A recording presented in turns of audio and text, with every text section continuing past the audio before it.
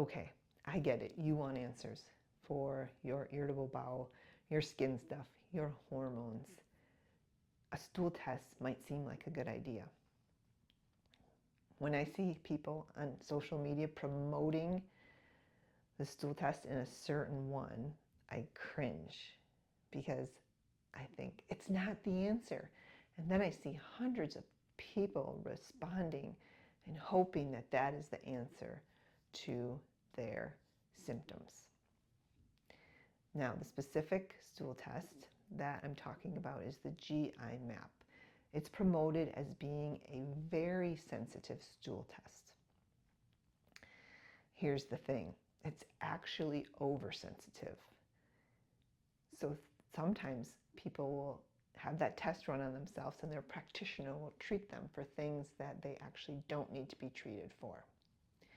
In general, when I practice medicine with my patients, I'm trying to not treat a test result.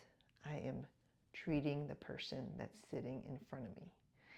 Test results can be a guide, but I'm not treating the test result. Here's the thing with the GI map. Helicobacter pylori shows up regularly, like 80% of tests. Calprotectin can be elevated. What's calprotectin? It's a marker for inflammatory bowel disease, Crohn's and ulcerative colitis. When the stool is actually submitted to a regular lab like LabCorp or Quest, calprotectin often is normal. So when someone sees a calprotectin on the GI map, it's elevated. Oh my goodness, do I have ulcerative colitis? Do I have Crohn's disease? Do I have inflammatory bowel disease? A lot of stress created when the follow-up testing with a regular lab, a not so sensitive lab, is normal. I've had that with patients before. And so yes, I used to run these tests. I've been practicing for over 10 years. And in the beginning, I did run the GI map. There's a different stool test that I like that I will tell you at the end. And I don't run it a lot, but sometimes I will. Here's the thing, I don't run stool tests for an irritable bowel. I run it for other conditions, which I'll talk about at the end. But you can have two very similar test results with two different people, and they have different symptoms. So the test result does not always mean or correlate with the symptoms. Now, with an irritable bowel, I'm going to go back and talk about, I want to talk about this tree that analogy, that when we have symptoms such as irritable bowel, skin conditions such as rosacea, psoriasis, eczema, or if we have headaches or fatigue or brain fog, all the symptoms, those are the branches of the tree. Then we have the trunk of the tree, which is what we've been diagnosed with or told that we have, or is the root cause of our illness. So we have, maybe we have mold toxicity, or we have gut dysbiosis, or we have a leaky gut, any of those conditions. There's a whole list of them, but those are just 3 examples. That is not the true root cause. The true root cause is beneath those labels.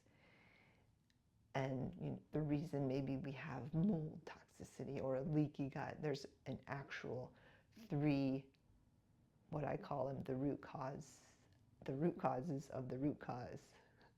That makes sense. The first thing, unresolved stress and trauma. It's a big one. Plays out whether it's a big T or a small t. It lives in our body, and it ends up creating conditions that lead to those labels or those diagnoses. Number 2, a dysregulated nervous system.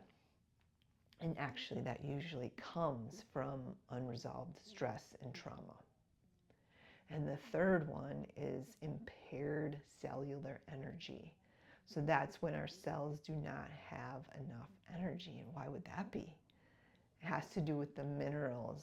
Minerals are what help our cells run, and our cells help our organs run, and our tissues and our organs and our body to run. So we need to make sure that our cells have the energy. And how do I do that? It's the hair tissue mineral analysis tests. Okay, so that's just talking about the tree and how we need to always be coming back to those 3 true root causes: unresolved stress and trauma, dysregulated nervous system, and impaired cellular energy. Now, we're nearing the end of this video, so I'm going to tell you, I do sometimes use a biome site stool test. It's a 16S RNA test. And so there's 16S RNA testing and whole genome sequencing. And those 2 tests are more looking at the phyla of bacteria that are in our gut. So I don't use those for IBS. I use them for conditions like autoimmune conditions, or Alzheimer's or cognitive decline, or diabetes and metabolic conditions. There is research that we know that the microbiome, what's in our large intestine, actually affects those systemic conditions: autoimmunity, metabolic or diabetes, and cognitive decline. So for irritable bowel, I'm not really using stool testing, even though at one time I was, but I've learned it doesn't pan out. Look at the stool test results, treat it, the person still is struggling, and that's because there's other things we need to address. So the biome site for systemic conditions, but again, we still aren't sure how accurate they are. We aren't sure if what we collect for the stool sample is accurate. Is it really showing us what's in the entire large intestine or colon? And what about the layers of the large intestine, really deep, close to the tissue wall, coming out? So we aren't sure about the accuracy of those tests still, but it can be a guide, and I have seen that help people treating certain bacteria, phyla, that are out of balance. Okay, so I hope that you learned something from this, and next time I'm scrolling, my eyes can just be closed so I don't have to cringe when I see people telling you that the answer to your irritable bowel or other symptoms is in the GI map.